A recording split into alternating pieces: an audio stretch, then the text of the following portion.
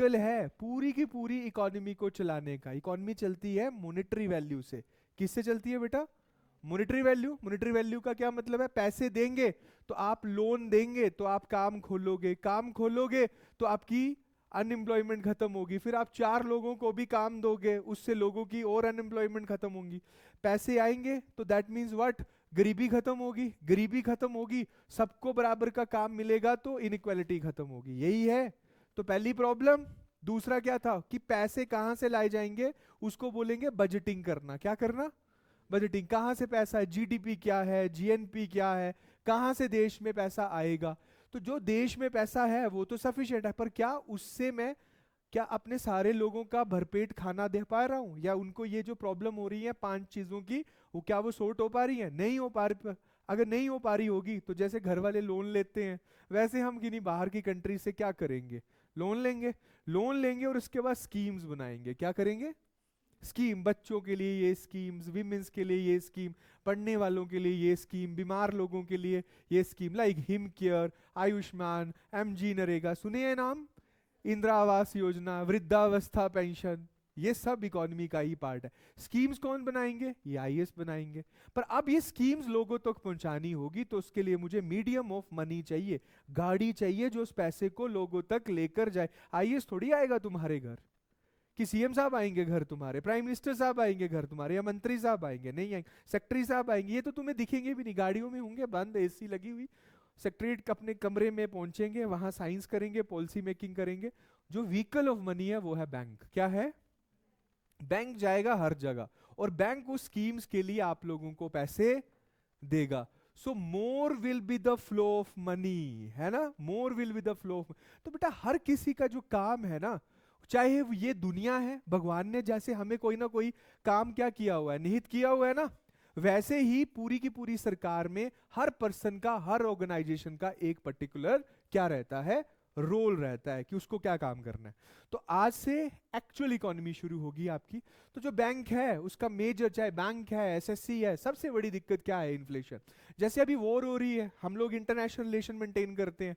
अभी तक हम ईरान के अगेंस्ट कुछ नहीं बोल रहे थे, ना फेवर में बोल रहे थे। पर आग जब हमारे घर में पहुंच जाएगी, जब स्टेट ऑफ हार्मुज बंद कर दिया जाएगा, तो 80% ऑयल कहां से आ रहा है हमारे पास? ईरान से आ रहा है। जब और हमारे पास 40 दिन का रिजर्व है, वो तब है जब डिमांड नॉर्मल है। अब जब लोग हबड़ तबड़ में सभी तेल भरवाने पहुंच जाएंगे और अपनी यूज से 4 गुना तेज तेल अपने पास क्या कर लेंगे? होल्ड कर लेंगे। तो हमारे पास रिजर्व 10 दिन में खत्म हो जाएगा। कितने डेज में? फिर क्या ऑप्शन होगी बताओ हमारे पास? तो मैंने कल भी आपको बात बोली थी, पेट्रोकेमिकल के प्राइस बढ़ जाएंगे। दैट मींस ये क्या हो जाएगी? तब भारत बोलेगा, क्या बोलेगा कि नहीं जी वार क्या कीजिए, है ना? अब यूएस तो चाहता है कि हम लोग ईरान से क्या नहीं करें, तेल ना ले। यूएस बोल रहे मुझसे ले लो ना, मुझसे नहीं वेनेजुएला से ले लो ना। अरे भाई ले लें, पर फ्रेट चार्जेस यहां तक पहुंचाने के तो हमारा प्राइस हो जाएगा 150 रुपए। तो क्या फायदा होगा? सिर्फ ऑयल बढ़ने की दिक्कत नहीं है, ऑयल के साथ और भी तो बहुत सारी कॉमोडिटीज जो हैं वो क्या होती हैं बच्चों? अटैच्ड होती हैं, है ना? एनर्जी सेक्टर है ना ये। तो एनर्जी सेक्टर क्यों सिर्फ यूएस जो है वो अफगानिस्तान, इराक और इन्हीं गल्फ कंट्रीज के ही पीछे क्यों पड़ा है? क्योंकि उनको पता है आजकल जो इकोनॉमी चलती है वो किससे चलती है? पावर से। पावर कौन सी? इकोनॉमिक पावर की बात नहीं कर रहा हूं, दैट इज व्हाट? एनर्जी। क्या? Energy sector. तो एनर्जी सेक्टर अगर मेरे कंट्रोल में होगा तो दैट मींस मुझसे रिचेस्ट कोई और हो नहीं सकता है। Is that clear? ठीक है। तो अब हम आते हैं, समझते हैं कि भाई साहब ये इन्फ्लेशन क्या होती है ना। अब थोड़ा सा मैं एक वाइट पेज लेता हूं जहां पर मुझे दिख जाए। अब इस पे तो नहीं आ रहा है पर मैं ऐसे ही लिख रहा हूं, ठीक है? लिखो अपनी कॉपी में इन्फ्लेशन, है ना? अभी ये नहीं पढ़ना है हमने, मैं इसको पहले इसकी बेसिक को समझाऊंगा, फिर हम आएंगे कि भाई टाइप्स ऑफ इन्फ्लेशन क्या होती हैं, क्या चीजें हैं। इन्फ्लेशन होती है महंगाई। महंगाई का कारण होता है दो कंसेप्ट के साथ। पुरानी एनसीईआरटी बोलती है कि एक होती है डिमांड। क्या होती है? डिमांड। और दूसरी क्या होती है?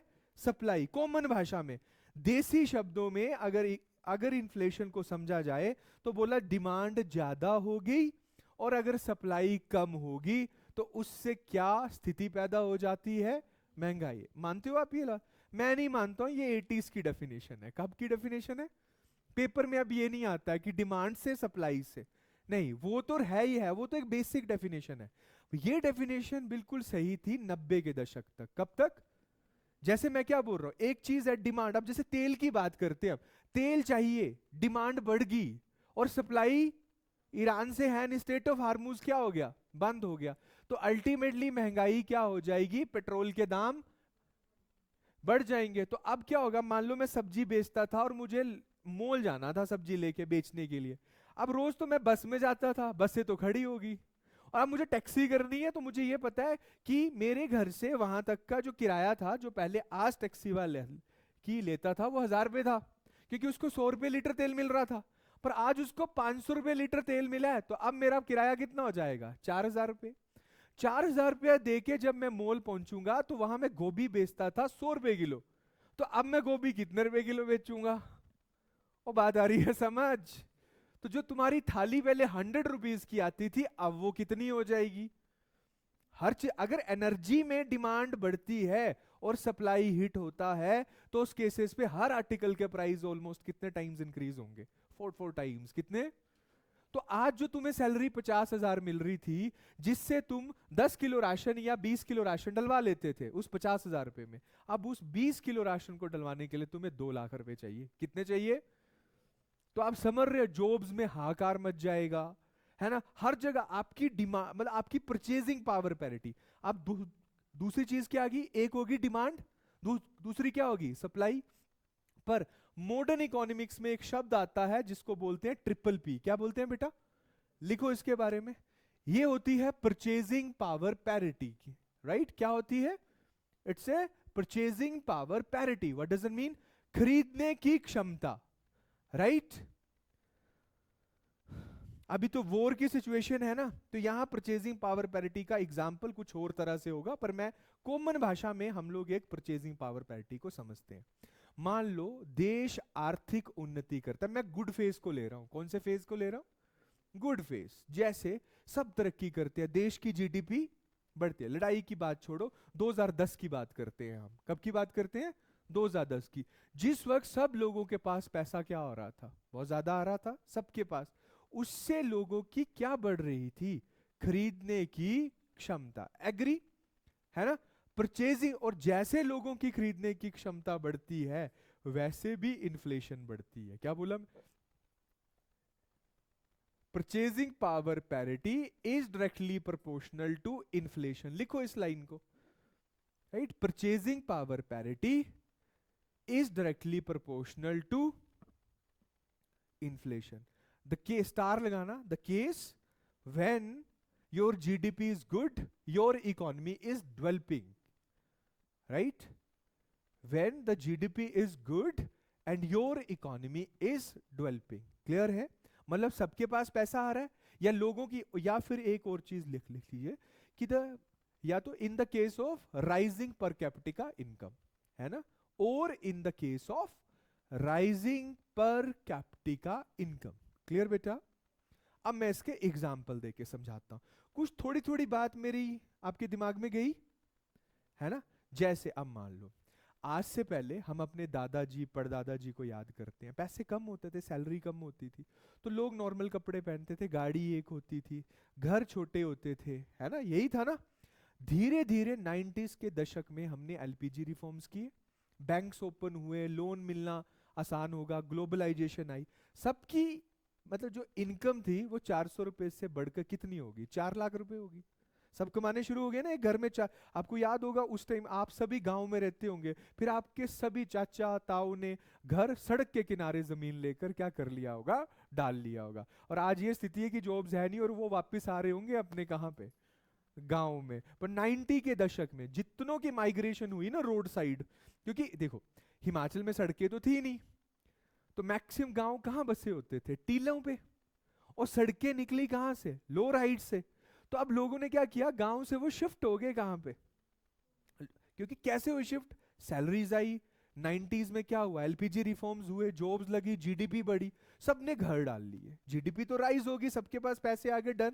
मगर लोगों की क्या बढ़ी बच्चों? Purchasing power parity. अब मान लो मैं एक दुकानदार था, पहले दुकानें बड़ी छोटी सी होती थी, कॉमन सिर्फ छोटा मोटा राशन बेचती थी। मेरे पास एक कुर्सी हुआ करती थी, 90 के दशक से पहले सिर्फ इस कुर्सी को खरीदने यही आते थे भाई साहब कि सर चेयर लेनी है, क्योंकि लोगों की परचेजिंग पावर पैरिटी थी नहीं।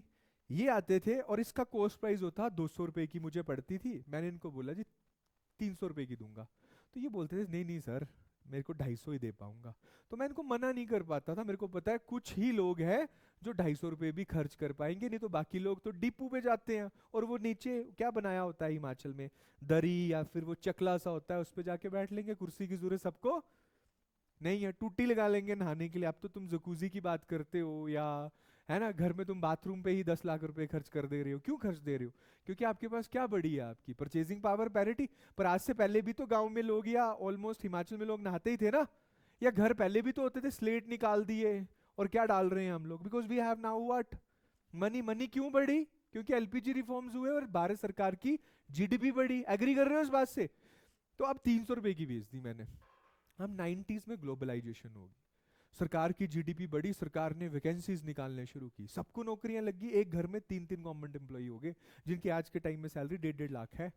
एग्री? और वो कल को रिटायर हो रहे हैं, उनके बच्चे कुछ नहीं कर रहे हैं। अब उनको ये लग रहा है कि यार यहाँ रह के तुम्हारे पास कुछ भी नहीं है, घर ही है, तो बेटर है कहाँ चलो, है ना? आप देख रहे होंगे पिछले 5 सालों से एवरीबडी, पहले वो उन्हीं एरियाज में रहते थे और अब जैसे जैसे उनकी एज खत्म हो रही है, now they are going to be retired, और उनके बच्चे किसी भी स्टेबल जॉब्स पर कि नहीं है, तो they are moving around where. वो हो रहा है कि नहीं, है ना? तो अब क्या था, ये 300 रुपए की थी, मेरे को 250 की थी, है ना, पड़ी 200 की पड़ी, मैं 300 की बेचा, 250 की इसको बेच दी। पर अब मेरे पास यही आता था शॉप पे, अब तुम सब आने लग पड़े।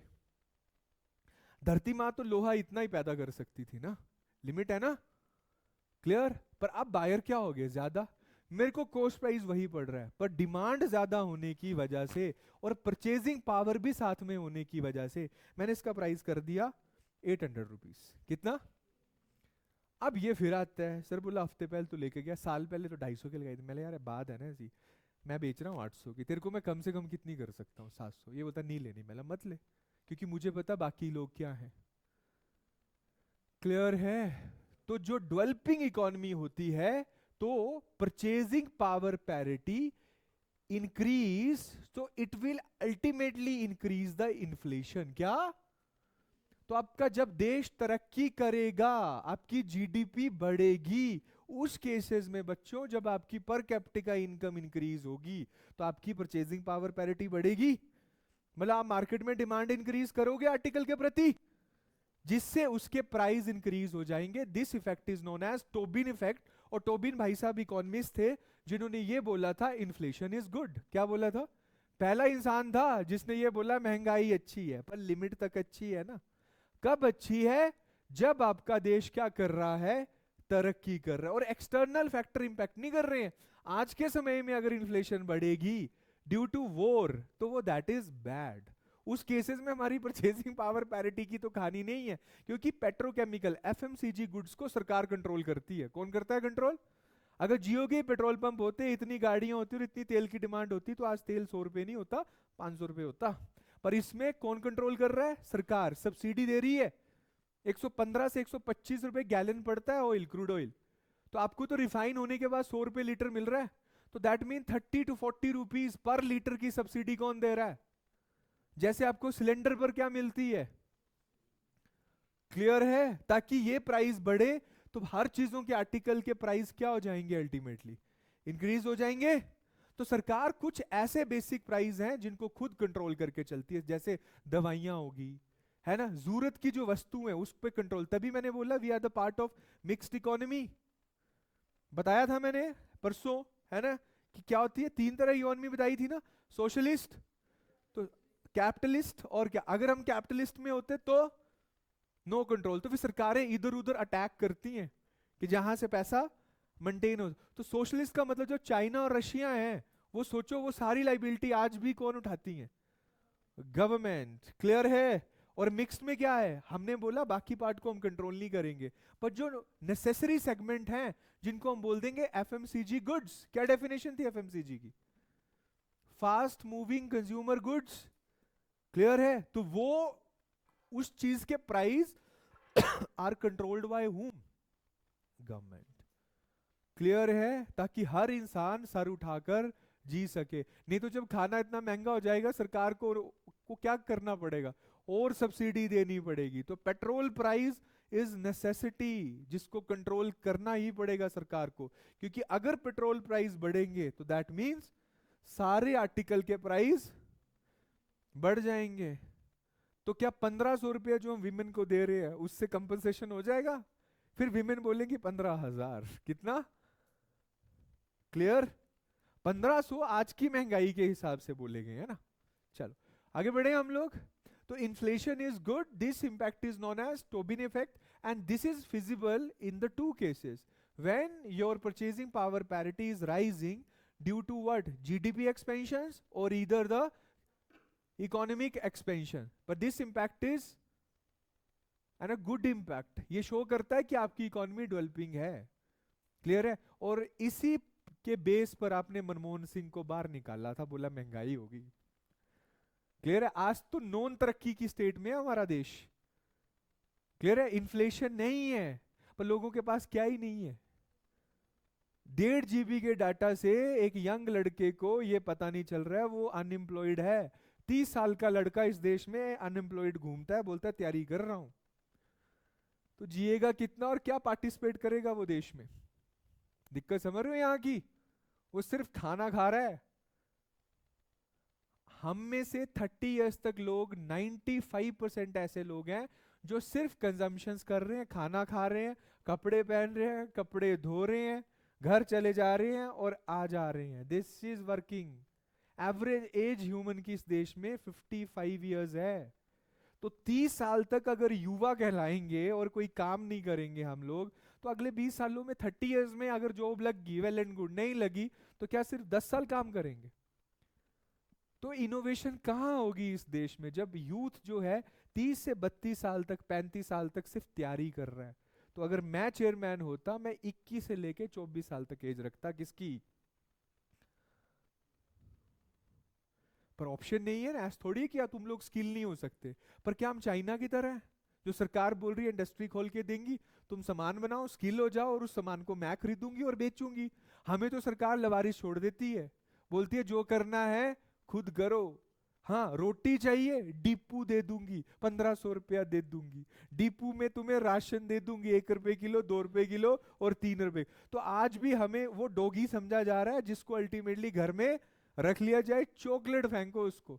जो सरकार आएगी वो एक चॉकलेट फेंकेगी, पर उसको स्किल नहीं करेंगे।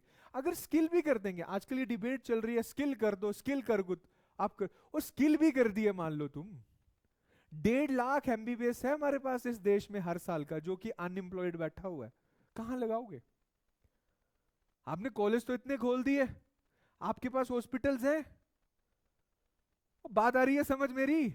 इंजीनियर्स तो बना दिए, पर क्या फैक्ट्रियां हैं? तो स्किलिंग भी सोल्यूशन नहीं है, ह्यूमन रिसोर्स बनाना पड़ेगा, सरकार को इन्वेस्ट करना पड़ेगा।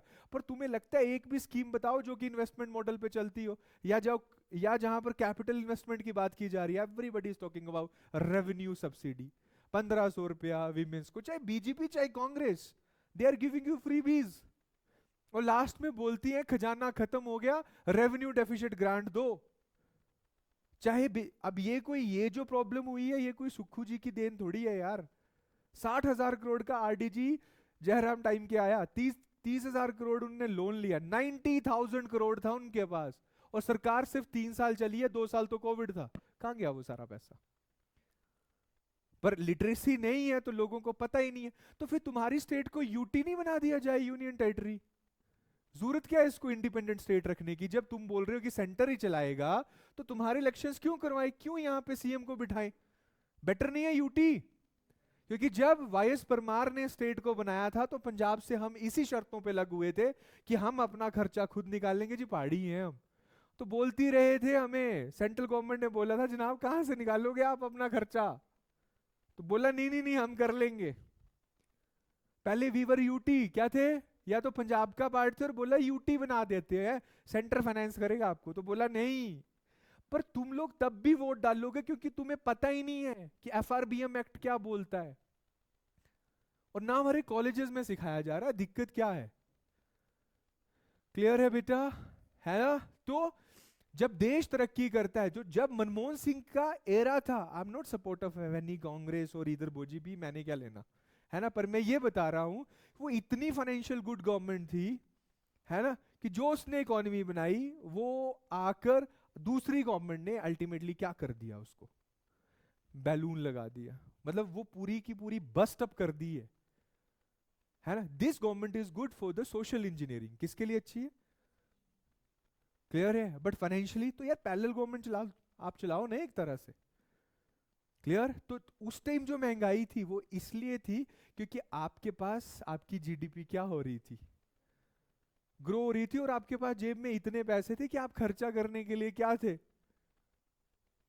रेडी थे। तो ऑब्वियसली अगर मेरे पास कोई काम हो, 10 एम्प्लॉय इकट्ठा 100 लोग आ रहे हैं, तो 10 एम्प्लॉय और रखने पड़ेंगे, डिमांड इंक्रीज होगी, मुझे वहां स्टॉक कम मिलेगा, तो मैं उसके प्राइस क्या करूंगा, हाई करूंगा। और एक महंगाई क्या, अभी क्या स्थिति है तुम्हारी, परचेजिंग पावर पैरिटी,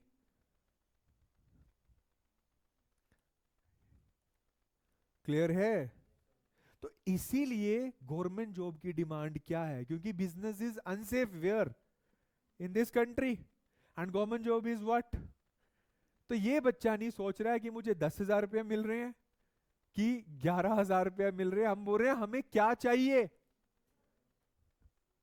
है ना, ताकि क्या हो, सेफ्टी, ताकि कुछ हिट ना हमें करे, कोई बात नहीं, कम खा लेंगे 10 साल, उसके बाद तो मिल जाएगी अच्छी सैलरी, राइट। चलो, क्लियर है इन्फ्लेशन, है ना।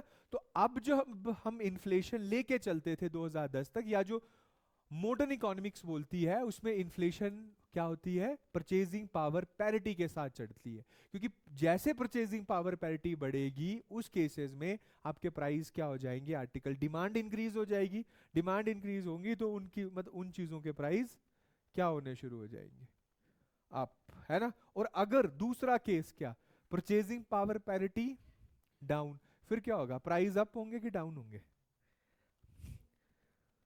सेल ही नहीं आएगी, सेल नहीं आएगी तो अल्टीमेटली कंपनीज को अपने प्राइस डाउन करने पड़ेंगे, नॉन प्रॉफिट पे चलेगी, तो कुछ टाइम के बाद वो कंपनी क्या हो जाएगी, बंद हो जाएगी, वो गुड सर्विसेज नहीं दे पाएगी। इज दैट क्लियर, ठीक है। या फिर वो अपने ऑफिस में ताले लगाकर चले जाएंगे कि नहीं यार, 1 लाख रुपए का सामान हम 50,000 रुपए में नहीं बेच सकते, इससे बेटर है कि लोग लगाओ और घर जाओ, है ना, क्लियर है। तो उस देश में बिजनेस राइज अप नहीं, तो आप अगर आप न्यूज़पेपर पढ़ते होंगे, ईटी, इकोनॉमिक्स टाइम और ये चीजें, तो आप देखोगे यहाँ स्टार्टअप शुरू होते हैं और बुरे हाल से क्या हो जा रहे हैं, बंद हो जा रहे हैं। अगर आप करंट अफेयर रीड करते होंगे तो ये कॉमन न्यूज़ है। ईज ऑफ डूइंग बिजनेस हमारा अच्छा नहीं है, ह्यूमन डेवलपमेंट इंडेक्स में हम 190 कंट्री में हम 146वें और 97वें रैंक पे है, हैप्पीनेस इंडेक्स में बुरी हालत है हमारी। तो फिर आप बताइए कि ये इंडेक्स क्यों बनाए जाते हैं, पैरामीटर्स होते हैं ना, जैसे आप ब्लड टेस्ट करवाते हो, आपकी रीडिंग आप बाहर ये कर रहे हैं कि यार मैं तो बड़ा हेल्दी दिख रहा हूँ, मैं तो बड़ा सॉलिड हूँ, और एक दिन आप ब्लड टेस्ट करवा के आ जाते हैं, तो आपको वो टेस्ट रिपोर्ट्स देख के डॉक्टर बोलेगा काहे का हेल्दी है तू, तेरे तो हालात बहुत खराब है भाई, इस तरह से तो 5-10 सालों में ही कहानी क्या हो जाएगी।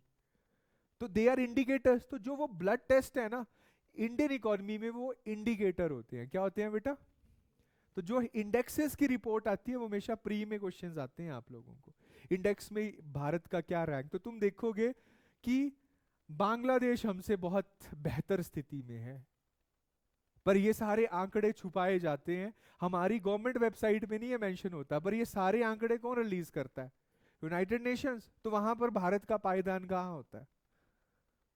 तो एक इकोनॉमिक्स कैन अंडरस्टैंड कि what are the situation of your country now, आपकी ये स्थिति है, आज आपके अकाउंट में 1 करोड़ रुपए है, 10 सालों के बाद इसकी वैल्यू 20 लाख रुपए होगी, तो कोई समझदार इंसान है वो 1 करोड़ रुपए अपने अकाउंट में नहीं रखेगा,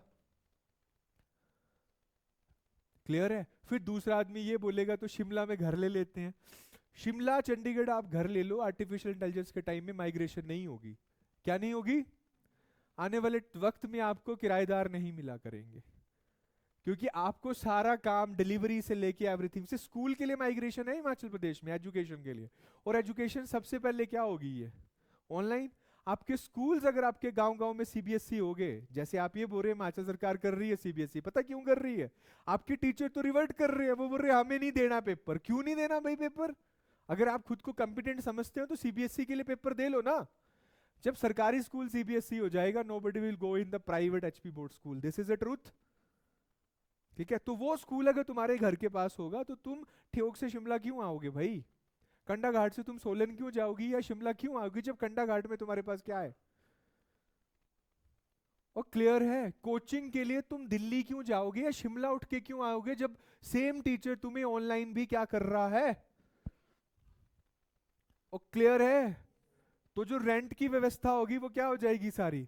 सो where you will invest your money? हाँ, शेयर मार्केट वो तो अब कोलैप्स हो रही है, ह्यूज कोलैप्सिंग है, क्योंकि एआई से जितने आईटी शेयर है दे आर गोइंग डाउन सब। तो वेयर यू, मेटल्स कहां डालोगे पैसा? Metal, metal is what? Gold. 2.5 lakh रुपए तोला हो गया। समझ रहे क्यों हुआ वो? क्योंकि जो समझदार आदमी था उसने उसको बाइंग करने क्या कर दी। और इज दैट क्लियर? और इजीली लिक्विडेट होगा वो। कल को आपके पास पैसे नहीं है किसी, आप कहीं पे गोल्ड लेके चले जाओ, जमीन भी है आपके पास, सपोज दैट, जमीन बिकेगी इंस्टेंटली। आप आज आप प्राइस बोल रहे हो कि यार 5 करोड़ की जमीन है मेरी, बायर है 5 करोड़ रुपए देने वाला? हिमाचल में 1-1.5 करोड़ के ऊपर बायर नहीं है। 70-80 लाख तक आपको ह्यूज बायर मिलेंगे, 1 करोड़ के ऊपर बायर खत्म। 2 करोड़ पे आपको 4 फ्लोर मिल जाएंगे। 30-35 लाख में कंपटीशन क्या होगा? So where you will invest your money? This is the biggest challenge. Clear? So the only metal is there जिसको आप कल को liquidate कर सकते हो। क्लियर है? मैंने कहानी सुनाई थी किस, कौन सी, आईएमएफ वाली, पैसे कैसे बने, बताया था वेरी फर्स्ट डे, तुम्हारे बैच में बताया था। चलो ठीक है, किस दिन सुनाऊंगा मैं फिर क्या क्या होता है। यहां तक बात आई समझ? सो inflation is good when the purchasing power parity is going up. Clear है यहां तक? चलिए अब आ जाते हैं हम कहानियों पे। अब तो बिल्कुल छोटी छोटी चीजें हैं जो आपकी किताबें बोलती हैं भाई, है ना? तो देखो क्या है, इन्फ्लेशन की sustain increase in general price level of the goods and service in economy over the period. जब कंटिन्यूटी में क्या होता रहता है प्राइस किसी आर्टिकल के बढ़ते रहते हैं बेटा, ऐसी स्थिति को हम लोग क्या बोलते हैं? महंगाई बोलते हैं। क्लियर है? अब इससे अल्टीमेटली क्या होता है, देखो यहां क्या बोला गया, रिड्यूस होती है। क्या होती है? Purchasing power parity. पहले आप 10 रुपए से 10 किलो आलू खरीद पाते थे, महंगाई बढ़ गई, अब तुम 10 रुपए से 6 किलो आलू खरीद पा रहे हो। तो उस बास्केट में मान लो तुम एक टोकरी लेके गए, 10 रुपए का नोट लेके जाते थे 2025 में, 10 किलो आलू आते थे। 26 में गए, 10 रुपए का नोट दिया, 8 किलो आलू आ रहे हैं। 27 में गए तो आलू कितने आ रहे हैं? 6 किलो हो गए, 10 रुपए के नोट के पे। तो ultimately face value of currency क्या हो जाती है? फेस वैल्यू समझते हो? नोट के नोट आते हैं बेटा, 10 रुपए का नोट है, 20 का नोट है, 50 का है, 100 का है, 500 का है, 200 का है, 1000 का है, 2000 रुपए का मान लो। ऐसा क्यों बनाती हैं सरकारें? एक ही नोट रख दे ऐसे क्यों बनाई जाती? सिक्के होते हैं, जब तुम छोटे थे तो 50 पैसे का सिक्का देखा था, अब दिखते हैं, 25 पैसे का भी देखा होगा। टाइम के साथ विद इन टाइम वो खत्म क्यों हो जाते हैं? क्यों? 50 पैसे का सिक्का था, ठीक है, कितने पैसे का सिक्का था? 50 पैसे का सिक्का था, इसकी वैल्यू कितनी थी? 50 पैसे। इससे मैं आपके टाइम पे 2 टॉफियां खरीद सकता था, एग्री थे? उसकी फेस वैल्यू कितनी थी? 50 पैसे। और मेरे पास कितनी टॉफी आ रही थी? 2। 10 सालों के बाद इस 50 पैसों को मैंने बंद कर दिया, क्योंकि इसको बनाने में, इस 50 पैसे के सिक्के बनाने में मेटल भी लगा होगा, लोहा, धातु, एक मजदूर रखा होगा, उसकी दिहाड़ी, बिजली, कंप्रेस करने के लिए, मेटल को कन्वर्ट करने के लिए, तो वो तो 50 पैसे से ज्यादा थी, वो तो 5 रुपए लग रहे थे एक सिक्के, और उसकी फेस वैल्यू कितनी थी? तो ऐसे सिक्के मुझे मार्केट में चलाने चाहिए। मैंने वो, क्योंकि मेरे जैसा आदमी या तुम्हारे जैसा आदमी कल 10 सिक्के लेके उसको पिघलाता और उससे 10 स्टेनलेस स्टील के ब्लेड बना लेता। एक ब्लेड की कितनी कीमत है? 2 रुपए। आज के वक्त में। तो ऐसे मैंने 50 पैसे के 10 सिक्के लिए जिससे 100 ब्लेड बना दिए। तो 100 ब्लेड बना के मेरे पास 200 रुपए आ रहे हैं और 50 पैसे के 10 सिक्कों की कीमत 5 रुपए हुई। तो ऐसी करेंसी को मैं कुछ टाइम के बाद क्या कर दूंगा, हटा दूंगा। तो परचेजिंग पावर, समझ रहे हो, पैसे की फेस वैल्यू इन्फ्लेशन से क्या होने शुरू हो जाती है। $1 की कीमत आज 92 रुपए होगी, कितनी होगी, कल को 102 हो जाएगी। तो दैट मींस हमारे रुपीस की फेस वैल्यू, क्लियर, ग्लो खत्म होता जाएगा तुम्हारे फेस से। समझ रहे हो क्यों खत्म होता है ग्लो, क्योंकि कारण ये है तुम्हें कोई बीमारी हो सकती है, रीहाइड्रेशन की जरूरत है। Is that clear. वैसे फेस वैल्यू इन्फ्लेशन से रुपीस की या किसी भी करेंसी की फेस वैल्यू गिरती है, इसका मतलब क्या हुआ, परचेजिंग पावर पैरिटी कम होगी ना। ओ क्लियर है ये लाइन। मैं फिर बोल रहा हूं, economy is a what, maths of the GS. क्या है ये लाइन पढ़ने से या नोट्स मिलने से नहीं आएगी समझ तुम लोगों को। इसकी एक लाइन का मतलब हजारों एग्जाम्पल से क्लियर होता है। दो बातें क्लियर है। ये जो दो ऊपर लाइनें लिखी गई हैं, कुछ ये क्लियर है कैसे रिडक्शन हुई, फेस वैल्यू क्या होती है ना। तो 500 रुपए की अपनी फेस वैल्यू, आज 500 रुपए से तुम 10 किलो चावल खरीद सकते हो 50 रुपए के हिसाब से। मैंने बोला परचेजिंग पावर पैरिटी गिर गई, दैट मींस इकोनॉमी में फेस वैल्यू कम होगी। अब उस 500 रुपए से तुम 3 किलो चावल खरीद पाओगे, कितने, तो उसकी क्या हुआ है, रुपीस की फेस वैल्यू गिरना, क्या, उस करेंसी की फेस वैल्यू। तो इन्फ्लेशन से हमेशा क्या होता है। और यार एक छोटा सा एग्जांपल लो, दादाजी तुम्हारे तब भी तेल खाते थे, आलू खाते थे, उनकी सैलरी 400 रुपए होती थी। तब तेल की कीमत जो थी सरसों के तेल की, वो 20 रुपए की एक लीटर की बोतल आती थी, तब भी वो मस्टर्ड ऑयल ही था। तो आज कितने की आ रही है, तब 20 रुपए की फेस वैल्यू कितने के बराबर थी कि वो 1 किलो मस्टर्ड ऑयल खरीद सकता था। आज 200 रुपए की फेस वैल्यू उतनी है जिससे कि वो आज 1 किलो मस्टर्ड ऑयल खरीद सकता है। और क्लियर है ना। तो इससे क्या हुआ, रुपीस, तो 20 के नोट अब ऐसे हो गए कि अगर गिर भी जाए तो तुम शायद उठाने की भी मशक्कत ना करो। रश में हो, भीड़ में हो, यार 20 रुपए थे गिर गए कोई बात नहीं, पर वही 200 रुपए गिर जाएगा तो शायद आप थोड़ा सा रुक जाओगे कि यार मेरे पैसे गिरे। समझ रहे हो, this is decrease in a face value, right बेटा। अब देखो, अब आते हैं हम लोग जो तुम्हारी एनसीईआरटी की बुक्स में होता है माइक्रो इकोनॉमिक्स और मैक्रो इकोनॉमिक्स पे, क्लियर। वो बोलता है कि भाई आप बताइए टाइप्स ऑफ इन्फ्लेशन कितनी है, कितनी तरह की इन्फ्लेशन होती है। तो यहां पर तुम्हारी एनसीईआरटी 3 तरह की बोलती है, वैसे तो ये 6 से 7 तरह की होती है, पर तुम्हें उतना डीप पे नहीं जाना है, क्लियर। पहली होती है डिमांड पुल इन्फ्लेशन, है ना। अब एक वर्ड होता है पुल और एक होता है पुश। पुल क्या होता है, ऐसे कि ऐसे खींचना, मतलब कार्ड को आप क्या करते हो, खींच के चलते हो। डिमांड के द्वारा बनाई गई इन्फ्लेशन है ये, मतलब डिमांड क्या हो जाए, अगर ज्यादा हो जाए, caused by the excess demand over supply, supply क्या रहे, कम रहे और डिमांड एक्सेस है, तो ऐसी इन्फ्लेशन को हम लोग क्या बोलेंगे। एग्जाम्पल, दिवाली के वक्त शिमला वासियों को प्याज ने रुलाया। बात आ रही है समझ मेरी, जरूरत थी किसकी, प्याज की, है ना, और सप्लाई नहीं। या फिर मान लो बड़ी तूफान आया, आंधी आया, सुनामी आ गई और सारी फसलें क्या होगी, पर पेट को तो भूख लगी है, उसको तो खाना चाहिए। अब खाना, डिमांड तो खाने की हमेशा रहेगी, पर सारी फसलें क्या होगी तो प्राइस क्या हो जाएंगे। तो ऐसी इन्फ्लेशन को आप लोग क्या बोलोगे, क्लियर है। दूसरी एक चीज, सरकार ने एमजी नरेगा में या मजदूरों की दिहाड़ी बढ़ा दी।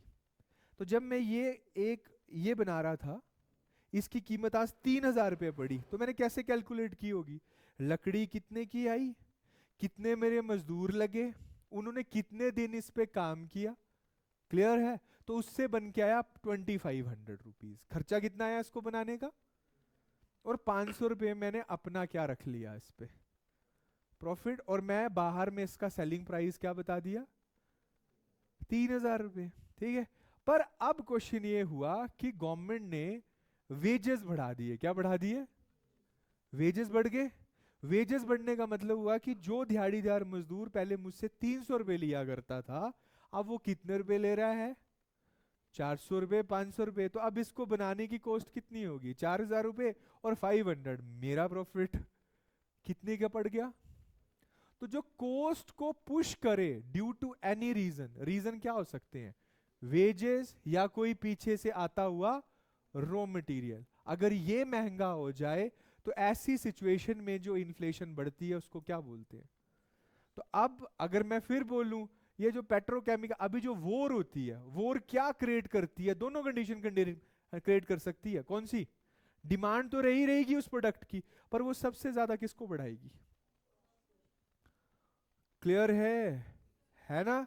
वो कॉस्ट पुश इन्फ्लेशन को इंक्रीज कर देगी। जैसे मान लो तुम ये बोलते कि मुझे तैयारी करनी, अगर तुम एक टीचर से ही पढ़ रहे होते, मैथ भी, रीजनिंग भी, इंग्लिश भी, बैंकिंग भी, इकोनॉमी की, तो वो अल्टीमेटली तुमसे कम फीस भी ले सकता था। यस और नॉट? पर अगर तुम्हें फुल फ्लेज सारी सर्विसेज चाहिए, तुम्हें टीचर्स अलग अलग चाहिए, है ना, और साथ में बुक्स भी चाहिए, ऑनलाइन ऑफलाइन एवरीथिंग, तो ऑब्वियसली उसको, जो मैं प्रोडक्ट बनाऊंगा उस प्रोडक्ट के बनाने के लिए मेरी एक क्या होगी? कॉस्ट होगी। क्लियर है? और उसके बाद ही मैं अपने कोई प्राइस दे पाऊंगा। उस प्राइस से नीचे मैं अपनी चीजों को नहीं बेच पाऊंगा। ये ट्रूथ है। क्लियर है? तो that is known as what बच्चों? Cost push inflation. क्लियर है? One is demand, second is what? Cost धक्का दे रही है। बनाने में कितना खर्चा आया? जैसे पहले घर बनाना क्या होता था? चीपर होता था। आजकल घर बनाना क्या हो गया? कॉस्टली। क्यों कॉस्टली हुआ? एक तो लेबर कॉस्टली होगी और दूसरा क्या कॉस्टली हो गया? Raw material. एग्री? तीसरा आ गया बिल्ट इन, है ना, बिल्ट इन इन्फ्लेशन। अब कई लोग क्या है, बैलून बना के रखते हैं कि मतलब इस सेक्टर्स में इन्फ्लेशन हमें कम करनी नहीं है, इसके प्राइस हमें ज्यादा ही रखने हैं। तो कुछ सेगमेंट ऐसे होते हैं जहां पर प्राइस को हमेशा क्या करके रखा जाता है? अपलिफ्ट। जैसे मान लो आज कच्चा तेल 100 रुपए बैरल है, कल को कच्चा तेल 50 रुपए भी आता है, तो सरकार क्या 50 रुपए डाउन कर देती है प्राइस? नहीं करती ना। एक बार जो चीज आपने देखी होगी हमारे देश में बढ़ जाती है, वो कभी भी नीचे कि नहीं आती। दैट इज सिनेरियो कि वो एक बार बढ़ा दी फिर उसको कभी कम नहीं किया। कम करेंगे 50 पैसे, 60 पैसे या फिर 70 पैसे के आसपास। क्लियर है? तो वो होती है जब आप बिल्ट इन मतलब इन्फ्लेशन को कंट्रोल करते। अब देखो क्वेश्चन तुम्हें यहां से मिलेगा, भाई अब इन्फ्लेशन को नापते कैसे? अभी मैथमेटिकल फॉर्मूला है, क्या है ना? कैसे नापेंगे? महंगाई हुई, तो अब ये मैथ पे आ जाते हैं। ये 2025 में ये 200 रुपए की थी। कब? 2025 में। 2026 में ये 300 रुपए की हो गई। बताओ कितने % इन्फ्लेशन है? बात आ रही है समझ? कितने? मैथ है। पर प्रॉब्लम पता क्या है, तुम लोग किसी शॉप में जाते हो, वहां बोलते हो मुझे चीनी चाहिए, 1 किलो चीनी कितने की है? वो बोलता है सर 80 रुपए की। और बोलती है भैया आधा किलो दे दो, तुम जल्दी से 40 रुपीज निकाल देती हो। मैं जाके बोलता हूँ कि मुझे 22.5 ग्राम चाहिए, कितनी चाहिए? तो तुम क्या बोलते हो? कैलकुलेटर है क्या है? तुम्हें सब आता है, पर हम अपने माइंड को ट्रेन नहीं कर रहे हैं ना, हम ट्रेन नहीं कर रहे हैं माइंड को। तो बस एक सिंपल सी बात है, ये कितने की थी 25 में? 200 रुपए की थी। 26 में इसका प्राइस कितना हो गया? क्या फॉर्मूला होगा? 10वीं करके आए हो तुम? क्या कुछ प्लस माइनस नहीं होगा? 100/2। हाँ हाँ। मतलब पहले कौन सा लेंगे हम? लास्ट ईयर प्राइस माइनस अभी का प्राइस डिवाइडेड बाय क्या? Last year price multiply by 100। आ जाएगा भाई? इतनी सी बात है। वो क्या निकल जाएगी मेरी? क्या? इन्फ्लेशन। लिखो फिर फॉर्मूला इन्फ्लेशन का। ये पूछ लेगा आरबीआई असिस्टेंट, इन्फ्लेशन के फॉर्मूले पूछे थे, है ना? क्या लिखोगे? Last year price minus current price divided by last year price multiply by 100। या मैं ये बोलूं तुम्हारे 10th में 700 में से 300 मार्क्स थे, और तुम्हारे 12th में 700 में से 500 मार्क्स थे, तो बताइए आपके 12th में कितने परसेंट ज्यादा मार्क्स थे? This is banking.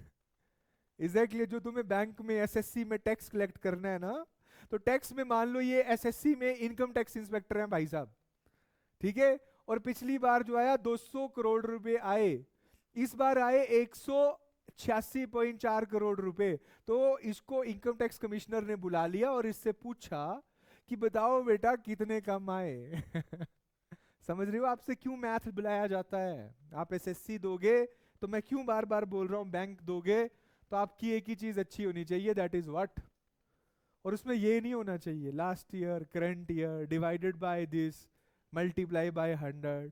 ये पर तुम जब कोचिंग लेने आते हो तो तुम्हारी एक्सपेक्टेशंस ये होती हैं।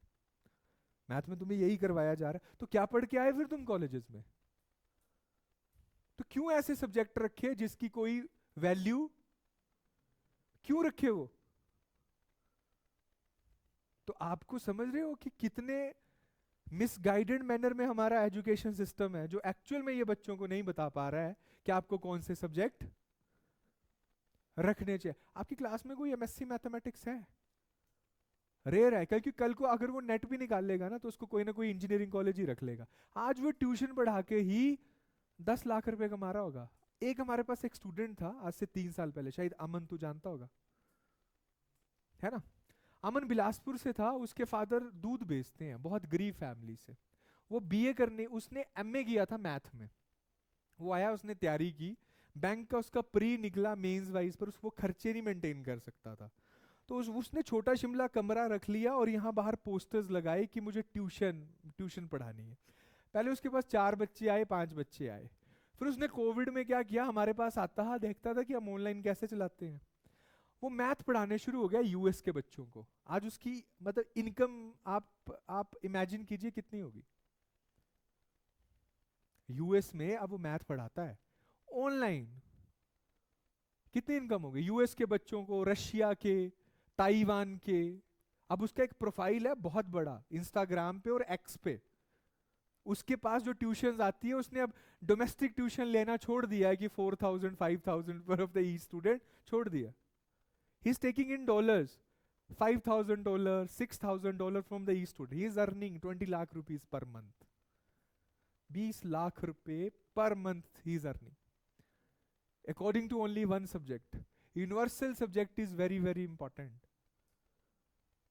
Is that clear? But suppose that you are keep pursuing an MA in history, so how much money you can get? देखो सब ठीक चीजें ठीक हैं, बट एक मॉनेटरी टर्म्स में तुम्हारी उम्र वैल्यू कुछ डिफाइन करे, दैट इज इंपॉर्टेंट ना बेटा।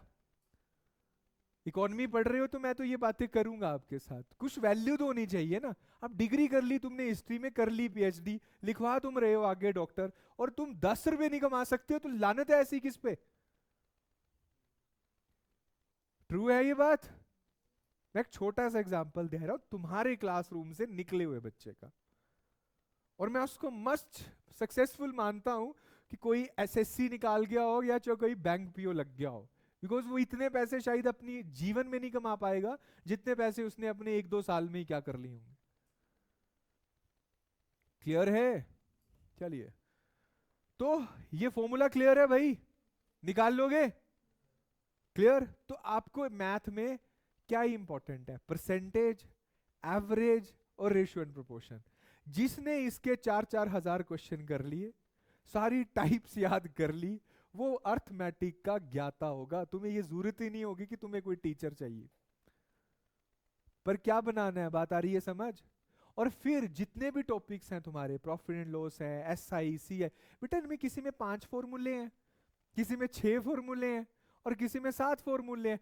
ये फॉर्मूला लगाया, नीचे जो कैलकुलेशन बनी वो पर यहाँ तो कम वक्त बोर्ड मास नहीं आता, वो पूरी कैलकुलेशन बन जाएगी, बोलेंगे अब सोल्व कैसे होगा, इतनी बड़ी है। दिक्कत समझ रहे हो? ये छोटी सी दिक्कत है, पर अगर सोचो कि जो बच्चा +2 में आता और अल्टीमेटली सिर्फ मैथ की क्लास लगाता और फिर अपने कॉलेज जाता, वो स्मार्ट था कि तुम जो सिर्फ डिग्री करने के बाद आ रहे हो। अभी तो कई तुम चलो फिर भी आ गए, कई तो बोल रहे हैं अभी एंट्रेंस होगा किसका, एचपीयू का, सीयू का, वहां एमए करनी है जी, हमें क्या करनी है? तो ये दिक्कत है एजुकेशन सिस्टम की। बंद करने चाहिए सरकार को ऐसे कोर्स, और करियर काउंसलिंग करनी चाहिए कि बेटा इनोवेटिव सब्जेक्ट पढ़ो, उसमें रिसर्च करो, देश को अमेरिका के बराबर लेके जाओ, नहीं तो अदर ऑप्शंस नहीं है। चलिए, तो इन्फ्लेशन में हमने क्या पढ़ा बेटा, कि फॉर्मूला क्लियर है आपको? ठीक है, मैंने नहीं बनाया, तुमसे बनवाया।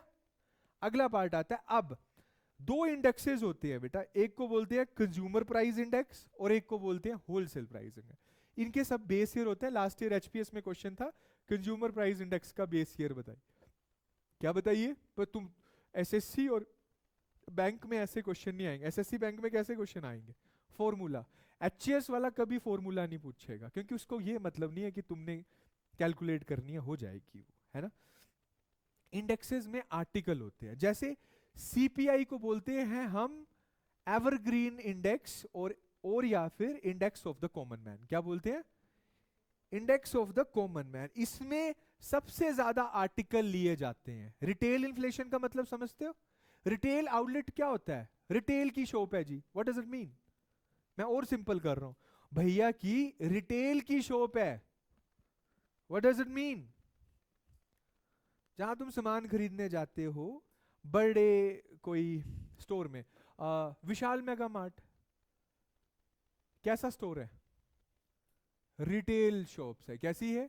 घर के आसपास जहां तुम्हारा चाय, दूध, ब्रेड, घी, जो रोजमर्रा का एफएमसीजी का जहां पे सामान मिलता है, उस शॉप को हम लोग क्या बोलते हैं?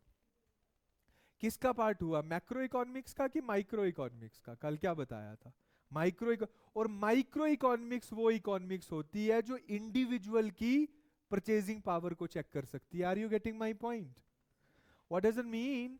Here the 600 articles are deployed. 600 article रखे जाते हैं सिंगल सिंगल।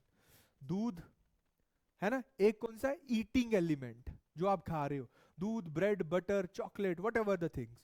सेकेंडली जो आप कंज्यूम कर रहे हो, सोप से लेके डिटर्जेंट तक, एवरीथिंग। थर्ड ये जो हाउस होल्ड की, तो मतलब इसमें सारी कौन सी आइटम्स आती हैं? House hold item. तो मैं बोलूं सीपीआई इन्फ्लेट हो गया, सीपीआई में क्या आ गई? इन्फ्लेशन आ गई। इसका मतलब ये हुआ कि ये बड़ी जेन्युइन इन्फ्लेशन है, इससे हर आदमी क्या हो रहा है? क्लियर है? तभी मैं इसको क्या बोल रहा हूं, index of common man. Inflation बढ़ी, तो मैंने बोला कौन सी इन्फ्लेशन बढ़ी?